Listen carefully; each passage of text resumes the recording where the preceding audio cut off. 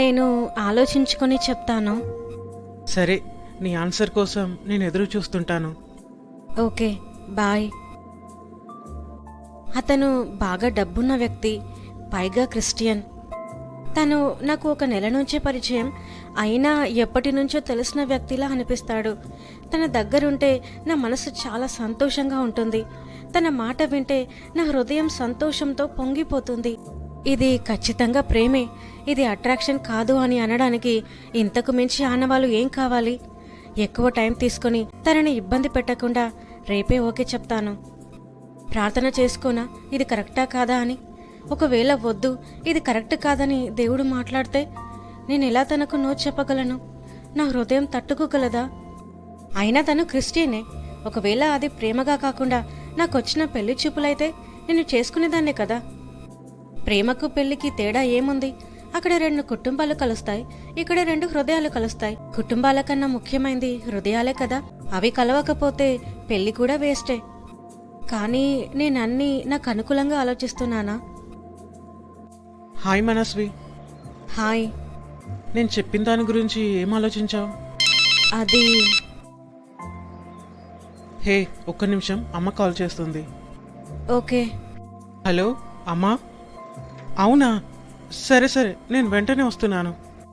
ఏమైంది? కంగారుగా కనిపిస్తున్నా. మా అక్క డెలివరీకి ఇంటికి వచ్చిన విషయం నీకు తెలుసు కదా. అవును. తనకు పెయిన్స్ స్టార్ట్ అయ్యాయంట. హాస్పిటల్కి తీసుకెళ్ళడానికి మా అమ్మ నన్ను వెంటనే రమ్మంది.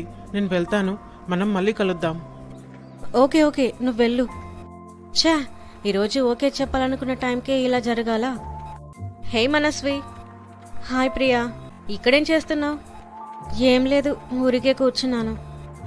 ఏంటి డల్గా కనిపిస్తున్నావు? డల్గా ఏం లేను, కొంచెం డిసప్పాయింట్ అయ్యాను.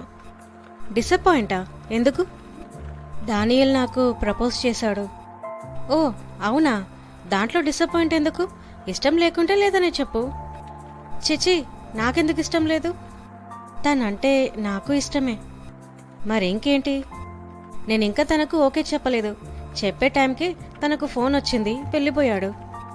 ఇప్పుడు కాకపోతే రేపు చెప్తావు, దానికి ఇంత బాధపడటం ఎందుకు? అవును, ఈ విషయంలో ప్రార్థన చేసుకున్నావా? చేసుకున్నాను. పాజిటివ్ రెస్పాన్సే వచ్చింది. ఓ అవును, తను క్రిస్టియనే కదా. ప్రేయర్ చేసుకొని కన్ఫర్మ్ చేసుకోవడం ఖచ్చితమా? అవును, ఎందుకంటే మన క్లాస్లో క్రిస్టియన్స్ మొత్తం 10 మంది ఉన్నాం. కానీ మనం ఇద్దరం మాత్రమే బాగా క్లోజ్గా ఉంటాం. మన ఇద్దరి ఆలోచనలు కలవవు. నీ టెస్ట్ వేరు, నా టెస్ట్ వేరు. అయినా మనం అండర్స్టాండింగ్గా ఉంటూ ఎప్పుడు కలిసి ఉంటాం. నీ ఇష్టాన్ని నేను, నా ఇష్టాన్ని నువ్వు గౌరవిస్తాం. వాళ్ళు క్రిస్టియన్సే కదా, మరి వాళ్ళతో నువ్వెందుకు ఉండలేవు? నాకు అంతగా నచ్చరు వాళ్ళు. నాలో కూడా కొన్ని నచ్చనివి ఉన్నాయా? నిజం చెప్పాలంటే ఉన్నాయి. అదే తేడా. నీకు దేవుడు జతపరిచిన వ్యక్తి దొరికితే తనలో ఉన్న లోపాలు కూడా నీకు నచ్చుతాయి. తన ఇష్టాలను నువ్వు, నీ ఇష్టాలను తను గౌరవిస్తారు. అందరూ క్రిస్టియన్సే, కానీ మనకు మన మైండ్ సెట్కి ఎవరు సెట్ అవుతారు అనేది దేవునికి బాగా తెలుసు.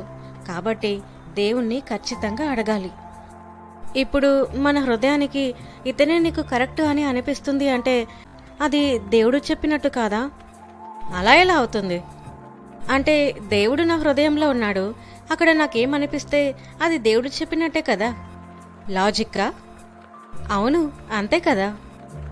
దీన్ని బట్టి నువ్వు అతనికి ఓకే చెప్పాలని డిసైడ్ అయ్యావని అర్థమవుతుంది. ఒకవేళ దేవుడు నో చెప్పినా ప్రొసీడ్ అయ్యేలా ఉన్నావు నువ్వు, అంతేనా? అదేం లేదులే, దేవుడు నో చెప్తే నోయే. సరే, నాకు పనుంది, మళ్ళీ కలుద్దాం. సరే.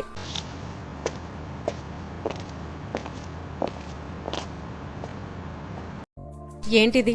పిల్ల డౌట్ పెట్టి వెళ్ళిపోయింది. ఇప్పుడు ఖచ్చితంగా దేవుని ఉద్దేశం తెలుసుకోవాల్సిందేనా? నరేష్, జూబ్లీ హిల్స్ రోడ్ నెంబర్ 5లో ఆ క్లయింట్ ఉన్నాడు కదా, అతని పేరేంటి? ఆనంద్ సార్. అతను ఈరోజు పేమెంట్ ఇస్తానన్నాడు.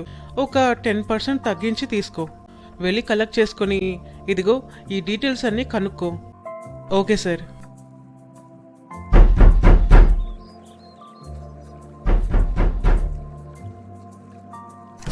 మీరు? హలో సార్, నా పేరు నరేష్, లాయర్ అభినందన్ గారి పిఏని. అవునవును, అదే చూసినట్టు ఉంటేను. క్షమించండి, గుర్తుపట్టలేకపోయాను. పర్లేదు సార్. లోపలికి రండి. కూర్చో బాబు. Thank you sir. చెప్పండి, ఏం తీసుకుంటారు? Tea, coffee? లేదు సార్, నో థ్యాంక్ యూ. అది పేమెంట్ గురించి.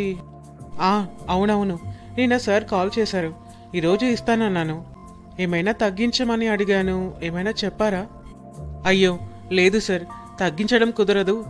మనకు ఖర్చులు ఉంటాయి కదా, ఆల్రెడీ చాలా తక్కువ అమౌంటే చెప్పాను అని అన్నారు. అవునా, సరే ఇదిగోండి. మొత్తం ఇచ్చేసినట్టే, ఇంకేం పెండింగ్ లేదు. అవును సార్, థ్యాంక్ యూ. నేను ఇంక వెళ్తాను.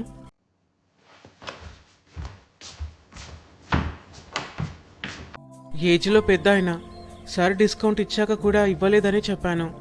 తప్పు చేస్తున్నానా? సార్ 10% అన్నాడు కదా, 5% ఇద్దాం. అప్పుడు తనకు డిస్కౌంట్ ఇచ్చినట్టు ఉంటుంది, నాకు కమిషన్ వస్తుంది. సరే, అలాగే చేస్తాను. సార్, ఇదిగో ఈ 5000 ఉంచండి. ఎందుకు? ఇది నా తరపున 5% తగ్గిస్తున్నాను. బాబు, మీకేం సమస్య రాదు కదా? అదంతా నేను చూసుకుంటాను సార్, తీసుకోండి. థ్యాంక్ యూ సో మచ్ నాన్న, గాడ్ బ్లెస్ యూ.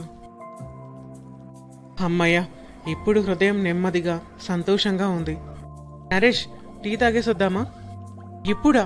నాకు కొంచెం పనుంది. రే, నా దగ్గర డబ్బులున్నాయి. నా అమౌంట్ నేనే పే చేసుకుంటాను, కానీ పద టీ తాగేసొద్దాం. అలా అని కాదు. సరే పద. నీకంత డబ్బు వస్తుంది కదా, ₹1 ఖర్చు చేయడానికి కూడా ఆలోచిస్తావు. అంత డబ్బు ఏం చేస్తావు? ఎంత డబ్బు వస్తుంది? నా జీతం 15,000. నీ శాలరీ 15,000. కానీ నీ సైడ్ ఇన్కమ్ సంగతి ఏంటి? నాకు తెలియదు అనుకుంటున్నావా? అది ఒక్కో రోజు ఉంటుంది, ఒక్కో రోజు ఉండదు. నాకు చెప్పకు, నమ్మే వాళ్ళకు చెప్పు. సరే వదిలే. ఇంకేంటి సంగతులు? అది కాదురా, మీ సార్ నిన్ను నమ్మి పని చెప్తాడు కదా, తనని మోసం చేసి ఇలా సైడ్ ఇన్కమ్ సైడ్ చేయడం కరెక్టేనా? రే, నాలాగా లాయర్ దగ్గర పనిచేస్తున్న వాళ్ళు నెలకు 30,000 నుంచి 40,000 తీసుకుంటున్నారు శాలరీస్. ఈయన మాత్రం నాకు ఇంకా అదే 15,000 ఇస్తున్నాడు. అలాంటి వాళ్లకు ఇలాగే చేయాలి. అయినా నేనేం తనకు రావాల్సిన మనీని తీసుకోవట్లేదు. ఆయన పేరు చెప్పి 10 రావాల్సిన దగ్గర 12, 15 చెప్తున్నాను, అంతే. అప్పుడు క్లయింట్స్ని మోసం చేస్తున్నట్టేగా. నేను వాళ్ళకు హెల్ప్ చేస్తున్నాను. ఒక్క చిన్న సాక్ష్యం కోసం ఎంత దూరమైనా వెళ్తాను. నా టైం వాళ్ళకు స్పెండ్ చేస్తున్నాను. అందుకే కదా మీ సార్ నీకు జీతం ఇస్తున్నాడు. రే, నువ్వు నన్ను ఇంటరాగేట్ చేయడానికి వచ్చావా, టీ తాగడానికి వచ్చావా? టీ తాగడానికే. ఆ పని చూడు ఫస్ట్. లేదు, నువ్వు లేకుండా నేను బతకలేను సురేష్. మనం ఎక్కడికైనా వెళ్ళిపోదాం. నాకు అలాగే అనిపిస్తుంది. అరే, ఎంత అర్థం చేపించాలని చూసినా అస్సలు వినట్లేదు మన పేరెంట్స్. కానీ మనం వెళ్ళిపోయాక డబ్బులు మనం ఎలా బతుకుతాం? నువ్వు నా పక్కనుంటే చాలు, నాకు ఆకలి నిద్ర ఏం లేకున్నా బతుకుతాను.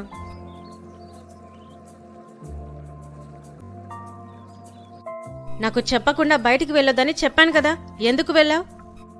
సారీ మమ్మీ, షాప్కి వెళ్ళాను. నువ్వెక్కడికి వెళ్ళుంటావో తెలియనంత చిన్నపిల్లను కాను. తెలిసిన తర్వాత ఎందుకు అడగటం? ఎంత చెప్పినా ఎందుకు అర్థం చేసుకోవట్లేదు? వాడికి సరిగ్గా చదువు లేదు, ఒక జాబ్ లేదు, ఆస్తి లేదు. మొహం ఒక్కటి బాగుంటే జీవితం గడవదు.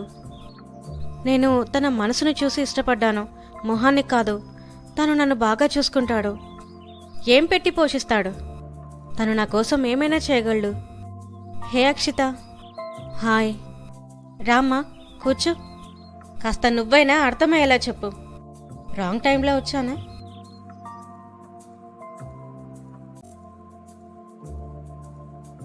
ఏంటి ఇదంతా? అమ్మ నాన్న చెప్పినట్టు వింటే నువ్వు సంతోషంగా ఉంటావు, వాళ్ళు సంతోషంగా ఉంటారు. ఈ ఏజ్లో వాళ్ళని ఇంత టెన్షన్ పెట్టడం ఎందుకు? ఇదే మాట రివర్స్గా మా వాళ్లకు చెప్పు. అక్షిత కోరుకున్న వాడికే ఇచ్చి పెళ్లి చేయొచ్చు కదా, మీరు సంతోషంగా ఉంటారు, తను సంతోషంగా ఉంటుంది అని. నువ్వు తనతో ఉంటే నిజంగా సంతోషంగా ఉండగలవా ఆకి? ఎందుకుండను? వాడికి నేనంటే చాలా ఇష్టం, ప్రాణం. వాడికి ఇంతకు ముందు 2 అమ్మాయిలతో బ్రేకప్ అయింది. తన పాస్ట్ గురించి నాకు అవసరం లేదు. ఇప్పుడు తనేంటి, నేనంటే తనకెంత ఇష్టం అనేదే నాకు ఇంపార్టెంట్. అంతేకాదు, నేను ఒక్కరోజు ఫోన్ చేయకున్నా పిచ్చివాడిలా తయారవుతాడు. ఇంకా నేను తన లైఫ్లోనే లేను అంటే ఖచ్చితంగా చచ్చిపోతాడు. నేను కూడా తను లేకుండా ఉండలేను. మరేం చేద్దాం అనుకుంటున్నారు? మీ వాళ్ళు ఒప్పుకోవట్లేదు కదా. ఎక్కడికైనా వెళ్ళిపోదాం అనుకుంటున్నాం. ఏంటి నువ్వు అంటుంది? అవును, గత 1 ఇయర్గా ఈ టార్చర్ నా వల్ల కావట్లేదు. నన్ను బయటికి వెళ్ళనివ్వరు, వాడిని కలవనివ్వరు. పెద్దలను ఒప్పించి పెళ్లి చేసుకోవాలని అనుకోవడమే మేం చేసిన తప్ప. అందుకే ఇందాకే డిసైడ్ అయ్యాం వెళ్ళిపోదామని. నీకు కరెక్టే అనిపిస్తుందా? ఆఫ్కోర్స్ కరెక్టే అనిపిస్తుంది. ఇర్మియా 17:9లో హృదయం అన్నిటికన్నా మోసకరమైనదని, ఘోరమైన వ్యాధి గలదని దేవుని వాక్యం చెప్తుంది. సామెతలు 14:10 ఎవని దుఃఖము వాని హృదయానికి తెలుస్తుందని కూడా వాక్యం చెప్తుంది. నా బాధ ఏంటో నా హృదయానికి తెలుసు, కాబట్టి నేను చేస్తుంది కరెక్టే అని కూడా నా హృదయం చెప్తుంది. అదే సామెతలు 14:12లో ఒకని ఎదుట సరి అయినదిగా కనబడు మార్గము కలదు, అయితే తుదకు అది మరణమునకు త్రోవ తీయును అని. అక్కి, నీ చిన్ననాటి ఫ్రెండ్గా చెప్తున్నాను. ఏం చేసినా దేవుని దగ్గర అడిగి, నేను ఇలా చేయడం కరెక్టేనా, దేవునికి ఇష్టమేనా, నేను ఇలా చేస్తే ఫ్యూచర్లో నా పరిస్థితి ఏంటి, ఇవన్నీ ఆలోచించు. నీ జీవితం నాశనం అవ్వడం నాకిష్టం లేదే. నేనింకా వెళ్ళొస్తాను.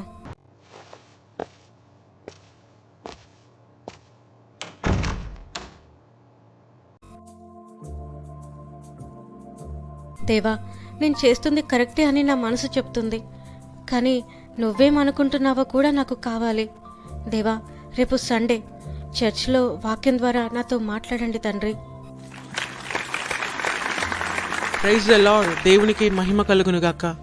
ఒకరు మన పట్ల న్యాయంగా ఉండాలని మనం కోరుకుంటాం, కానీ కొన్నిసార్లు మనం న్యాయంగా ఉండము.